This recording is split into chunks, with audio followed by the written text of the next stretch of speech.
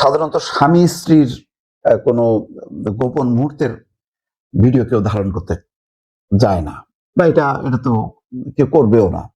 কারণ, মানে প্রথম স্ত্রী হোক, দ্বিতীয় স্ত্রী হোক, তৃতীয় স্ত্রী হোক, স্ত্রী তো স্ত্রী, তাদের আবার ব্যক্তিগত মুহূর্তের ছবি কেন ধারণ করবে সেটা হবে। এবং ভিডিওটা পর্যবেক্ষণ দেখলে বোঝা যায় যে এটা ঠিক স্বামী স্ত্রী তেমনটা মনে হয় না, মনে হয় যেন প্রেমিক প্রেমিকা সেই টাইপের। আবার তিনি যেটা ব্যাখ্যা দিছে সেই ব্যাখ্যাটাও মানে খুবই ছেলে মানুষই বা হাস্যকর বলা যায়। তাকে ব্ল্যাকমেইল করা হয়েছে, তাকে জিম্মি করা হয়েছে। তো তিনি একজন এমপি, জামাতের একজন পরিচিত এমপি, আইন আদালত তো সব তার কাছে। তিনি থানা পুলিশকে জানালেন না কেন যে তার ড্রাইভার তার দ্বিতীয় স্ত্রীর বাবার সাথে যোগ সাজসে তাকে জিম্মি করে দফায় দফায় টাকা চাওয়া হয়েছে এবং 1 লাখ টাকা তিনি আবার দিছেনও। সেটা তো তুমি সাথে সাথে সাথে এটা তিনি আইনের আশ্রয় নেবেন, এমন তো না যে এখন আওয়ামী লীগ সরকার সুতরাং কোনো সহযোগিতা করবেন। এখন বিএনপি সরকার আছে, জামাতের একজন এমপি যে কোনো থানায় ফোন করলেই সাথে সাথে মানে তিনি যদি অভিযোগ করেন, তিনি আগে কেন অভিযোগ করলেন না? এখন সেই ভিডিওটা প্রকাশ করার পর এবং রিপোর্ট গুলো আসার পর তিনি এখন তিনি মানে আহ্বান জানাচ্ছেন এটার ব্যাপারে বিরুদ্ধে পদক্ষেপ নেওয়ার জন্য। তো তিনি নিজে থেকে যখন তিনি ব্ল্যাকমেইল হচ্ছেন, বারবার তিনি বলছেন, যেমন বলছে যে ছড়িয়ে পড়া ভিডিওতে একটি কক্ষে এক তরুণীর সঙ্গে সাতক্ষীরা শ্যামনগর এমপি গাজী নজরুল ইসলামকে ঘনিষ্ঠভাবে দেখা যায়। এ বিষয়ে সাতক্ষীরা জেলা জামাতের সেক্রেটারি আজিজুর রহমান বলেন, ভিডিওটি ঢাকার একটি বাসার সিসিটিভির ফুটেজ থেকে ছড়িয়ে পড়েছে বলে তাদের ধারণা। তবে তার এই দাবি যাচাই করা এখনো সম্ভব হয়নি।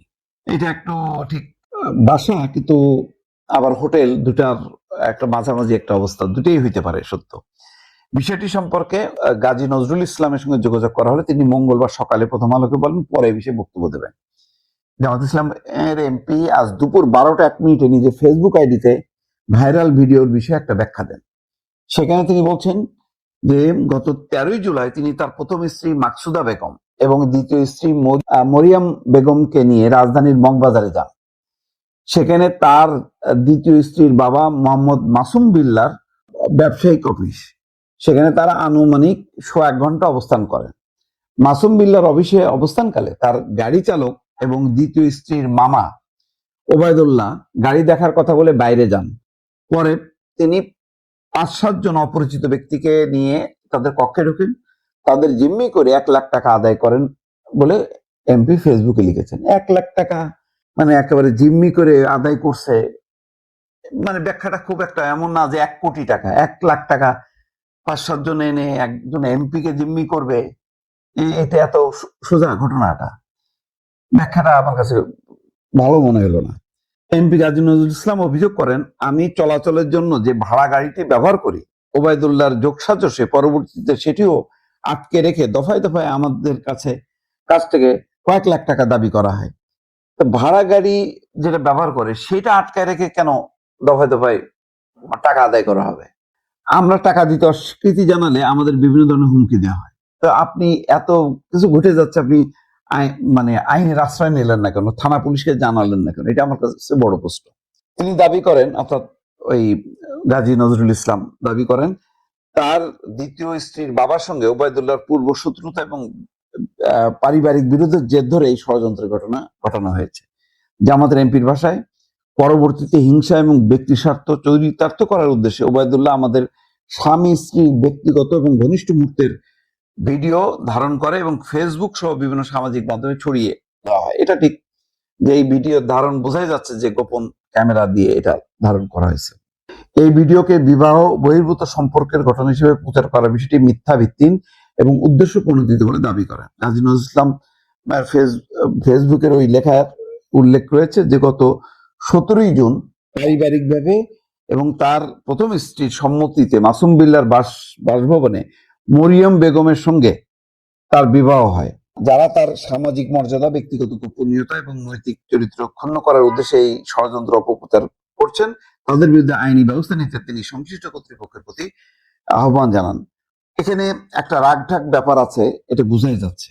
মাসুম বিল্লাহ তিনি বিয়েও বেশি দিন করেননি, 17ই জুন, জুন জুলাই অল্প কিছুদিন আগে বিয়ে করছে। তো পুরো ঘটনাটা তিনি যেভাবে ব্যাখ্যা বিশ্লেষণ করছেন এবং যেগুলো ছবি দেখা যাচ্ছে সেইগুলো নিয়ে যথেষ্ট পরিমাণ প্রশ্ন তোলার অপেক্ষা রাখে এবং বিষয়টা একটু ফিশি, একটু রহস্যের গন্ধ আছে, এটা পরিষ্কার। তো এখন জামাত দলীয়ভাবে এটা অনুসন্ধান করতে পারে, তদন্ত করতে পারে।